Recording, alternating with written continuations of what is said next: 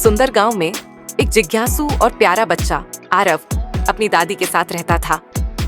हर रात सोने से पहले उसकी दादी उसे रोचक कहानियां सुनाती थीं।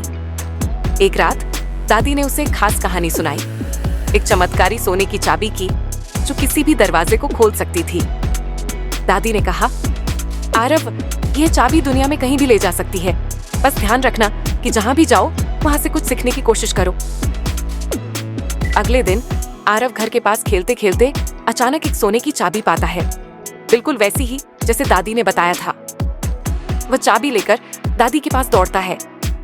दादी उसे देखकर कहती हैं, अब ये चाबी तुम्हारे पास है, पर याद रहे ये चाबी सिर्फ दरवाजे नहीं, सीखने के रास्ते भी खोलती है। आरव उत्सुकता में चाबी को अपने घर के दरवाजे में घुमाता है और दरवाजा खोलते ही खुद को ताजमहल के सामने पाता है।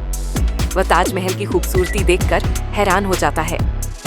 वह एक गाइड उसे बताता है कि यह सिर्फ एक इमारत नहीं, बल्कि प्यार और बलिदान की निशानी है। आरव को एहसास होता है कि असली खूबसूरती बाहरी रूप से नहीं, बल्कि दिल की गहराई में होती है। वह समझता है कि त्याग और समर्पण ही सच्चे प्यार की निशानी है। अब आरव एक और दरवाजा खोलता है और खुद को अफ्रीका के जंगलों में पाता है। वहां वह शेर, हाथी और तरह तरह के जानवरों को देखता है। एक बुजुर्ग उसे समझाते हैं कि हर जानवर और पेड़ प्रकृति का हिस्सा है और हमें प्रकृति की देखभाल करनी चाहिए। वह सिखाता है कि इंसानों को प्रकृति से सिर्फ लेना नहीं, बल्कि उसे संजोना और लौटाना भी आना चाहिए। आरव जानता है कि हमें प्रकृति का सम्मान करना चाहिए ताकि यह सदियों तक हमारे लिए बनी रहे। फिर आरव जापान के एक शांत मंदिर में पहुंचता है। वहां उसे एक संत मिलते हैं जो उसे बताते हैं कि सच्ची खुशी बाहर नहीं, बल्कि हमारे अंदर होती है। आरव ध्यान करने की कोशिश करता है और महसूस करता है कि असली शांति हमारे मन की स्थिरता में है।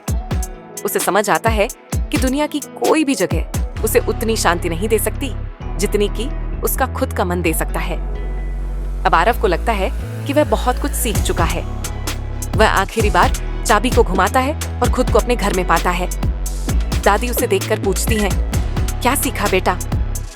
आरव कहता है, दादी, मैंने सीखा कि प्यार में त्याग की खूबसूरती होती है।